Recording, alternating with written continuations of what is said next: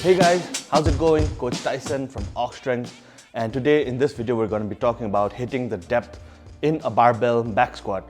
This video is mostly for powerlifting purposes, but if you're also doing weightlifting or CrossFit or any sort of a exercise that involves a squat and you're unable to hit depth, maybe this will help because we can talk about many aspects and why you could be compromising your depth. So in this video, I'll be talking about 4 or 5 different ways that you might be compromising your ability to hit depth. And hopefully by the end of this video, you can address what you're doing wrong. And then you can maybe get into a better squatting depth position. All right, the first and most important thing that I want to talk about is something that we've talked a lot about in this channel, and that is mostly your hip pelvis orientation. So basically what's happening when we're doing a squat is that we're either going into too much of a extension. So extension, when there's extension in your back and you really don't want to let go of that position, after a certain point, then you have to go into a butt wink sort of a position in order for you to hit depth. So this is one of the most common things. So you're going into an extension. So I can give you a very simple explanation as to how to fix this issue and how it is limiting your ability to hit depth. So what happens is when you're in an extended back position like this, what happens is that you're pushing your hip socket back, and in return there is no space for external rotation, and then especially maintaining that external rotation up until you go to a certain point, because this is basically like the end range for my hips. Now I can go down by either letting my knees collapse a bit, my arch collapse a bit, but the simple fix to this problem would be simply go into a more posteriorly tilted hip position. So what I mean by that, so what we can do is, first thing, we can extend our back and we can try to raise our legs up, and this is about the most amount of hip space there is for me. But we need to get into a deeper squat. So what we can do is, if our hips are tucked in more like this, then what happens is that our ability to maintain the hip position is much higher. So very simple fix for the first problem. If you're squatting with a really extended back, we might want to put our hips down a little bit, and then we can get into a much deeper squatting position.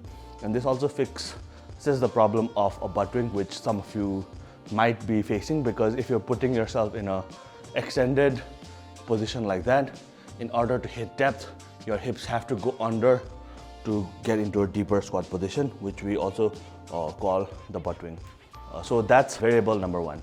All right, variable number 2, what we're going to talk about is emphasizing too much hip extension or knee flexion. So what I mean by that is, so if we're applying too much of a hip extension or a hinge movement when we're doing a squatting movement, and we emphasize too much on the hinge, and we're trying to sit back like that and then trying to squat down, there is almost no degree of angle working in the knees, and no matter how deep you feel like you might be going, you're almost not being able to hit depth because you're not utilizing the knees properly. So that's number 1. And the other part of the same equation is that you're not utilizing hips too much, but you're only pushing your knees forward in order to hit depth, because you might have heard somewhere that your knees can go past your toes and still be fine, which is true up to a point. But then if you're only utilizing the knee extension in order to hit depth, then even if you're at a full range of motion, you might not be able to hit depth. Let's see if I can even do that or not. So let's say you're trying to squat down, but you're not doing any hinge. You're only taking your knees through a full range of motion. And let's say you have unlimited ankle mobility. You're at the full knee flex position, but your hips are still going to be high because obviously you're not utilizing the hips and the knees properly. So you have to record yourself from the side and make sure that both your knees and hips you're utilizing equally in order to go into a perfect squat. So we also want to use the hinge, but not so much that we are not letting any knee travel forward, and at the same time we're using the knees, but not so much so that we're not hinging at all and we're trying to sit down like that, and we can never hit depth even if we're at a full knee position. So that's variable number 2. So what we need to do is balance both of these aspects. So the second problem that we talked about, utilizing the knees a bit too much, This is more prevalent when we're using a flat shoe, because normally when we shift from a heel shoe to a flat shoe, then we're used to hinging a bit too much, but then we're not using so much of the knee extension demands because the shoe is already putting ourselves in a very, in a very optimal squatting pattern, in a very optimal squatting pattern in a way. So then when we start to use the flat shoe, then maybe our coach might say, maybe you can utilize your knee a bit more. You can utilize your knee extension, your knee joint a bit more in order to hit depth, and you'll be able to maintain your center of mass. So when we talk about these things, sometimes we overdo the knee issue, and this is something that I have personally faced with some of my clients after the squat seminar, because they were trying to utilize the knee a lot more, but completely forgetting about the hips. And in return, what happens is that even we're at a full knee joint range of motion, we're still not able to hit depth. All right, number 3, we can talk about our stance width and our toes angle, and this will dictate how much deeper we can get. So let's talk about the toe angle first, because I think it is a bigger variable. So in general, our rule is that if our toes are more straightforward, then we have greater stopping power at the bottom. But that also means that we're restricting how much deeper we can go. So for some people, maybe if you have a straight toe angle, then you cannot hit depth really, because we're already utilizing our hinge to its limit, and then our knees as well, but we're already getting stuck somewhere around that line. So in that case, if we point our toes out a little bit, then we free up a bit more range at the bottom. But obviously we don't want to squat like this, so there could be other things that we can look into, and that is our stance width. So stance width, when we talk about the stance width, it's a very broad topic because everybody's hip anatomy is completely different, and up to a point we really have to rely on where the hip, in which angle of articulation the hips free up the most. Now there are a few drills that we could do in order to figure out if we have more hip range in a wider stance or a closer stance, because we see lifters across the world with variations of squat stances, and that's how their hips are built basically. And I'm gonna show you guys one drill in which maybe you'll be able to understand if your hips are wide or if your hips are close, but don't take this as medical advice, and obviously please do not self-diagnose yourself unless you're a physical therapist or you've dealt with a physical therapist. But just to get a general rule, and after this also you might still want to see if you're being durable at this position or not. If your squat is getting more powerful, you are actually benefiting from the extra range that we might have found. So what you basically want to do is lie down on the floor first, and then keep your back flat on the ground, like the first point that we talked about. So our hips are not extended, so it's flat, and then you basically want to pull your knees to your abdomen. And in this position, you can see like I barely have any range because of my belly too. But what we can do is then we can slowly start to widen our stance and then try to pull ourselves into our body. And in this position, you basically figure out that where you have the highest range. So for my case here, we have range, the most amount of range somewhere around this mark, I guess, yeah, around this mark. And any wider than this, then I start to feel a lot of stress in my groin. So you can play around with your stance width and figure out for yourself where you have the most amount of free space. And then when we stand up, we want to find around that position. Generally, I would recommend a more straightforward angle for the toes because of the greater stopping power that we can. But if you're unable to hit depth, then we can play around with the toes as well a little bit. All right, number 4.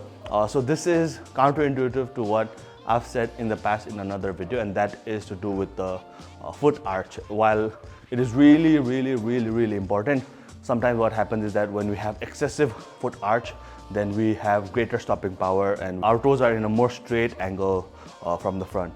So what happens when we do that is that we're again stopping our ability to hit depth. And sometimes when I see lifters, when they're squatting, when they're about to hit a certain point, they cannot let they cannot go any deeper because they're not willing to let the arch go. So they have to go into a bit of a collapse, and then their foot arch collapses, and then they're able to hit depth, and then they get back into a bit of extended position. So when that happens, then maybe sometimes we have to look outside of what is optimal, and then sometimes we might want to go with a more flat feet position. So if you're somebody who cannot really maintain a foot arched position, and sometimes it's really difficult, so you want to feel like you're pressing from your whole feet, and that's another way that you can apply pressure in order to free up a little bit of a space at the bottom of a squatting position. So arch is good, but it's always not beneficial as long as everything else is not falling in place, or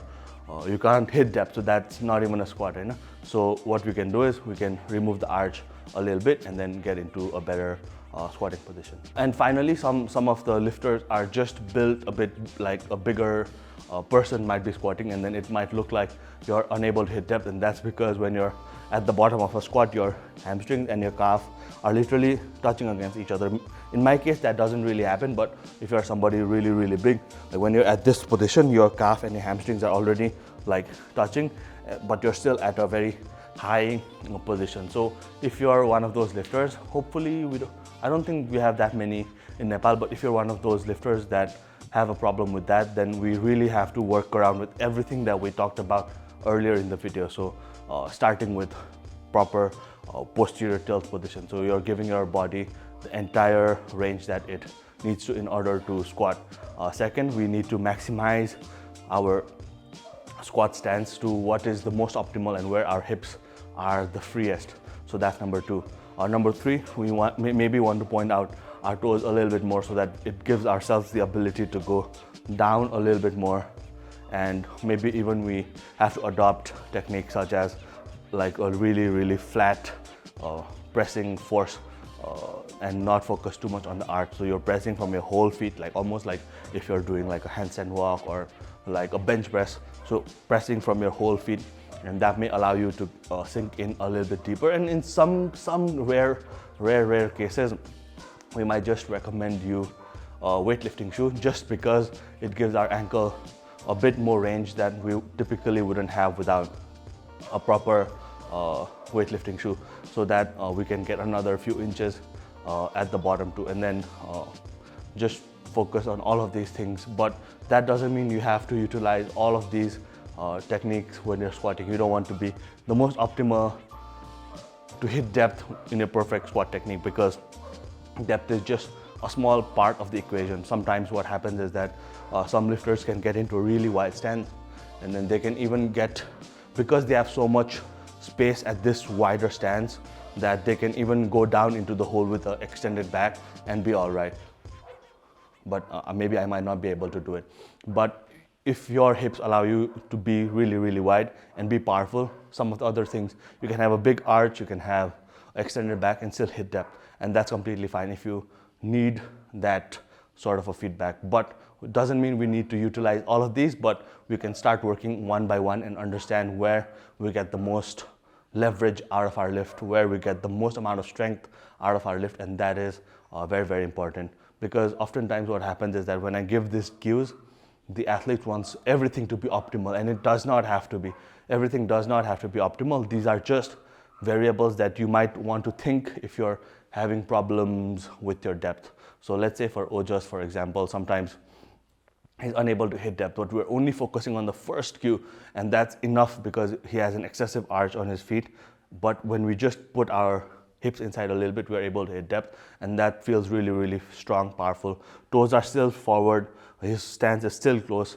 So we just need one variable. Or maybe for somebody like me, when I shifted to the heels, I wanted to emphasize more on driving my knees forward, because previously I was I didn't have to hinge really because of the squatting shoe. So we might just need one or two of these things, not all of them. So use it as a tool that you have in your toolbox, and use which one you need, not all of them. So yeah, that's the video for today. And like always, if you're interested in getting coaching from myself, anyone from the team, the links are in the description down below. You can also directly message us on Instagram if you want to get in touch with somebody and then talk your things out, because we as coaches, we will teach all of these things. We will give you the tools. Which one do you need? Do you really need to utilize this cue, or do you don't need this cue at all? So we'll give you what works, and you don't have to worry about what do I do with so much information, right? So yeah, everything in the description down below. New templates are out. I think beginner template will be on sale for a few more weeks. And yeah, until next time, peace out.